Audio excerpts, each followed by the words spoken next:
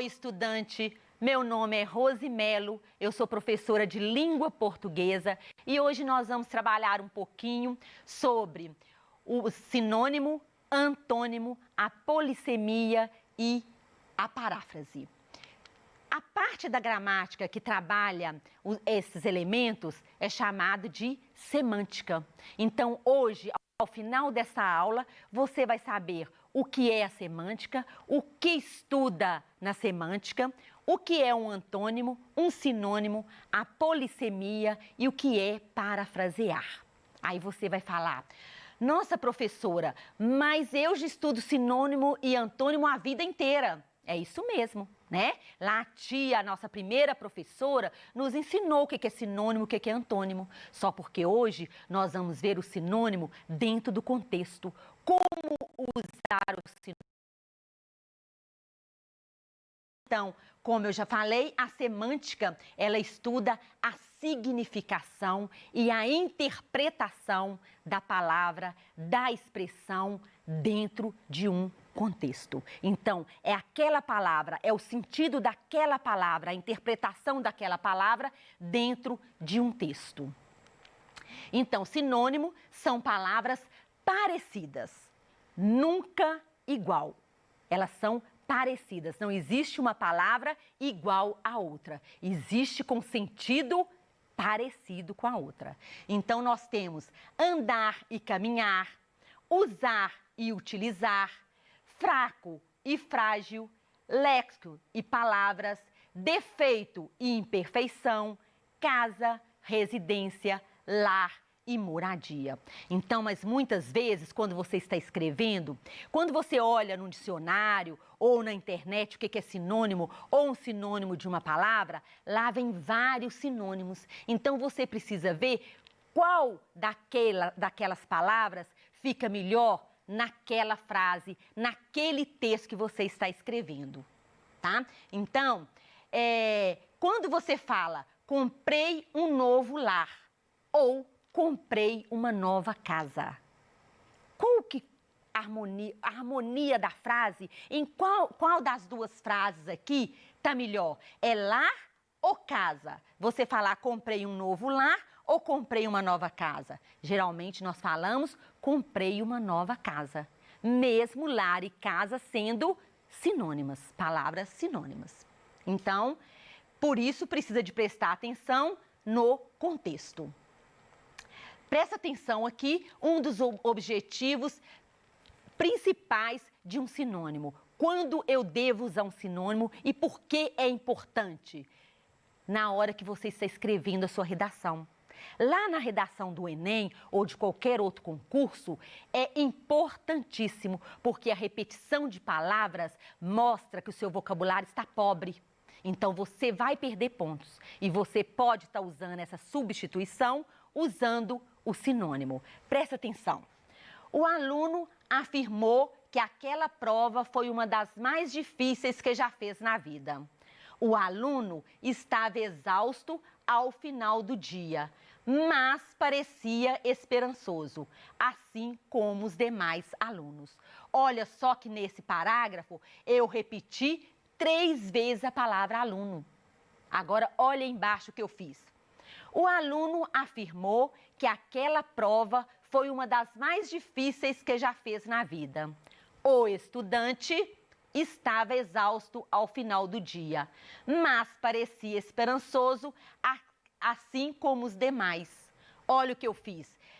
Colocou o primeiro aluno, na segunda oração, aluno foi substituído pelo sinônimo estudante e o último aqui, que era os demais, ficou subentendido. Então, esse último parágrafo, ele ficou muito mais harmonioso, né? Isso aqui, ele tem coesão. Eu usei o sinônimo para fazer essa substituição e evitar repetição. Às vezes, você está lá escrevendo um texto e precisa de um sinônimo, mas você não encontra. Você está repetindo muito uma palavra e quer um sinônimo, mas você não encontra um sinônimo que encaixa, um sinônimo que fica bem naquele lugar, naquele texto. Então, quando você não encontrar, é melhor não colocar. é melhor você trocar, né? Colocar um pronome ou usar uma pontuação diferente, né? Mas não colocar palavras que não fiquem bem naquele contexto, naquele lugar. Tá, nós já falamos de sinônimo, que são palavras parecidas umas com as outras. Agora nós vamos ver o que é antônimo. Olha só, o que você faz na vida? Sou Robin Hood. Roubo dos ricos e dou para os pobres. Se dá tudo para os pobres, você vive de quê? Tiro 20% de comissão. Um segundinho aí para você olhar quais as palavras que são antônimos. Uma é antônimo da outra. Olha só. Então, o que é antônimo? Sinônimo, parecidas. Antônimo, contrário, oposição. E as palavras que indicam isso aqui são as palavras ricos e pobres, que está na terceira fala, né? Roubo dos ricos e dou para os pobres. Rico, contrário de pobre. Então, indica oposição, antônimo. Eu tenho aqui claro e escuro, triste e feliz, bom e mal. Qual é o oposto? O antônimo de mal com U, bom. De mal com L, bem. Então, isso não pode esquecer também, porque não pode errar, né? Ausência e presença. Então, antônimos, oposição, né? São palavras com significado, com sentido contrário.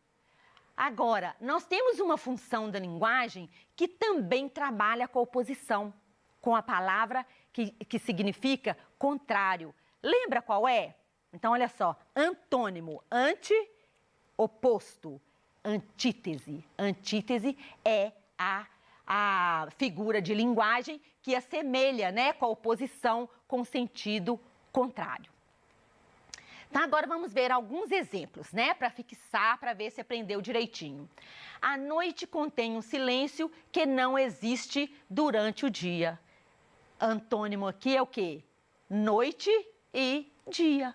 Noite é o contrário de dia. O cartão estava ativo ontem, mas hoje consta como inativo. Então, aqui eu tenho ativo e tenho inativo. Então, aqui vocês viram ativo, o antônimo de ativo foi dado com o prefixo in, né? E ali, noite e dia. Olha só agora um outro exemplo muito importante para quando usar o antônimo e o sinônimo e o antônimo. Então, presta atenção. Aqui, ela disse que não estava feliz trabalhando na empresa e que, por não estar mais feliz, decidiu pedir demissão. Agora, ela diz estar bem mais feliz do que era antes. O que aconteceu aqui? Eu usei a palavra feliz 3 vezes. Só que lá na primeira oração está não estava feliz. Por não estar mais feliz e bem mais feliz. Então, quando eu falo não estava feliz, é a mesma coisa de infeliz, não é? Não estava feliz é o contrário de feliz. Então, para esse texto não ficar com a palavra feliz repetindo 3 vezes, olha só como ele vai ficar mais harmonioso. Ela disse que estava descontente trabalhando na empresa e que, por estar insatisfeita, decidiu pedir demissão. Agora ela diz estar bem mais feliz do que antes. O que eu fiz aqui? Eu substituí não estava feliz por descontente. Então, descontente é uma palavra parecida com o mesmo sentido de não estava feliz. Depois eu coloquei estar insatisfeita no lugar de não estar mais feliz. E usei feliz só na última. Então, você viu o que eu usei aqui? Qual recurso eu usei para deixar o meu parágrafo coeso, mais harmonioso? Então, esse é um dos objetivos do sinônimo e do antônimo. É saber usar as palavras certas no lugar certo. Ok? Entendido? Agora, então, sempre quando for lá assim, eu quero colocar essa palavra. Qual é o sinônimo? Olhou, tem vários sinônimos, mas qual é o sentido do meu texto? E se puder, leia seu texto, leia e, se possível, leia em voz alta, porque você vai ver se aquela palavra, se o sentido daquela palavra que você colocou está harmonioso, está com o mesmo sentido que você quer na sua redação. Então, agora nós vamos ver o que é parafrasear, o que é uma paráfrase, que também é trabalhada na semântica. Então, a semântica trabalha sentidos, significados. Então, parafrasear um trecho ou um texto, uma expressão, é o mesmo que você dizer a mesma coisa com palavras diferentes. Então, você tem um texto original, você vai falar tudo que tem naquele texto, mas usando palavras diferentes. E para isso você tem que ter conhecimento. Para você substituir uma palavra de um texto para outra com o mesmo sentido, você precisa conhecer, né? Então agora, olha aqui, quando eu falo paráfrase reprodutiva, isso quer dizer que eu tenho um texto original e eu não posso expandir e nem tirar nada daquele texto. Eu tenho que contar tudo que está naquele texto com outras palavras. Isto é parafrasear. Então, olha o exemplo. Quando uma mulher cruzava a rua, foi atropelada por um carro. O motorista fugiu e não prestou socorro. Porém, algumas pessoas conseguiram anotar a placa. A vítima foi levada ao hospital mais próximo e os médicos disseram que sua condição é estável. Esse é o texto original. Agora, presta atenção na paráfrase. Na paráfrase tem que ter todas essas informações ditas com outras palavras. Ao cruzar a rua, um carro atropelou uma mulher. A placa foi anotada por testemunhas no local. O motorista ignorou o acidente que causou e fugiu. Um hospital nas proximidades recebeu a vítima e os médicos falaram que seu quadro é estável. Notou? Então aqui foi reproduzido, contou, tem todas as informações usando outras palavras. Mudou o sentido? Não, porque na paráfrase o sentido continua o mesmo. Mas eu tenho também a paráfrase criativa. E a palavra criativa, criatividade, é o quê? Eu posso colocar algo a mais, eu posso expandir, mas o tema do texto original eu não posso mudar, ok? Então, olha aqui um exemplo, o texto original é de Gonçalves Dias. Minha terra tem palmeiras, onde canta o sabiá, as aves que aqui gorjeiam.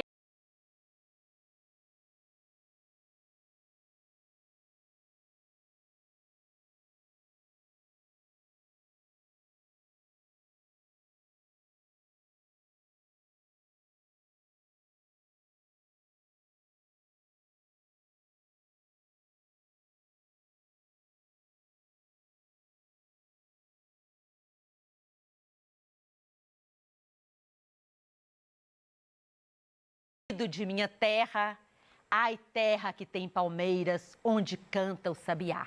Então, o tema continuou o mesmo, mas ele expandiu, né? Ele colocou outras palavras sem mudar o foco, sem mudar o tema. Então, aqui ele usou uma paráfrase criativa. Então, as principais características da paráfrase são: apresenta o mesmo encadeamento temático do texto original, que não pode mudar, né? A utilização de vocábulos e estilo distinto do material fonte. Não há comentários, porque a paráfrase não pode ter críticas, ironia, tá? Humor, não tem humor. É contar aquele texto do mesmo jeito, usando só outras palavras sinônimas. Pode ocorrer o uso de expressões como isto é, ou seja. Isto é parafrasear. Olha só paráfrases de alguns provérbios. Antes com fome do que cheio de comida insípida. É uma paráfrase de antes só do que mal acompanhado. Político que promete não cumpre. É paráfrase de cachorro que late não morde. De depósito em depósito, a conta fica cheia de dinheiro. É paráfrase de grão em grão, a galinha enche o papo. De professora, enfermeira, toda mãe tem um pouco. É paráfrase de médico e de louco, todo mundo tem um pouco. A professora ajuda quem muito estuda. É paráfrase de Deus ajuda quem cedo madruga. Então, tem os provérbios originais e onde nós usamos, né? O sentido é o mesmo, mas com outras palavras. Então, nós já vimos o que é sinônimos, antônimos, o que é parafrasear e agora nós vamos ver um pouquinho o que é polissemia. E o nosso vocabulário, ele é rico, né? E olha só, eu posso usar a palavra cabo pode ser posto militar, né? De soldado, ele foi promovido, ele virou cabo. Mas também pode ser acidente geográfico, como pode ser cabo da vassoura ou cabo da faca. Então, depende do contexto. Eu tenho manga, a manga de uma roupa, ou eu tenho manga, fruta. Então, se falar assim, o que é manga? Eu preciso saber em qual contexto, né? Para ver qual o sentido, qual o significado da palavra. Então, isso é polissemia. E olha o exemplo. A letra da música de Chico Buarque é incrível. Aqui, letra significa música, canção. Nessa outra frase tem, a letra daquele aluno é inteligível. Significa música ou canção? Não, aquela significa caligrafia daquele aluno. E olha só, meu nome começa com a letra D. Aqui é caligrafia? Não, é a letra do alfabeto. Então, dependendo do contexto, é o sentido. Exemplo 2. A praia parecia um formigueiro no sábado. Quando eu falo que a praia parecia um formigueiro, eu estou falando que está lotado de gente, que tem uma multidão, né? Mas quando eu falo, o paciente queixou-se ao médico do formigueiro nas mãos, aí é uma multidão? Não, aí pode ser uma coceira, né? E quando eu falo, foi todo picado logo depois de pisar num formigueiro, aí eu estou falando de toca de formigas, né? Então, aqui eu tenho outro exemplo, quando eu falo, hidrate as suas mãos. Mãos, parte do corpo. Hidratar, passar creme. Quando eu falo, ele abriu mão dos seus direitos. Quando eu falo, ele abriu mão dos seus direitos, eu estou falando que ele abriu a mão? Não, ele desistiu. Então, aí é um outro contexto. Quando eu falo, o gato da vizinha vive importunando os vizinhos. É o gato animal.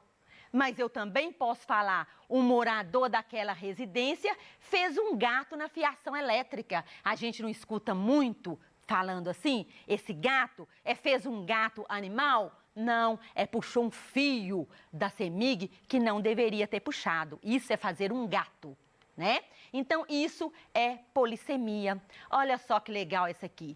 Preciso do meu barco consertado hoje à tarde. Aí ele fala, dê uma cantada no dono da oficina. Ele fala, certo. Aí ele chega lá, olá, hoje é festa lá no meu AP. O que ele entendeu? Que dar uma cantada era cantar. E nesse contexto aqui, não. Dar uma cantada é ir lá, chorar, pedir o dono da oficina para consertar o barco. Entendeu? Então, a palavra depende do contexto para saber o sentido dela. Então, aqui eu deixei várias outras atividades. Aqui tem uma atividade que caiu no Enem, ótima, que aqui tem rede social. Aí ele fala, rede social aqui em casa é outra coisa. E tem a família inteira deitada numa rede. O que significa isso aqui, tá? Então,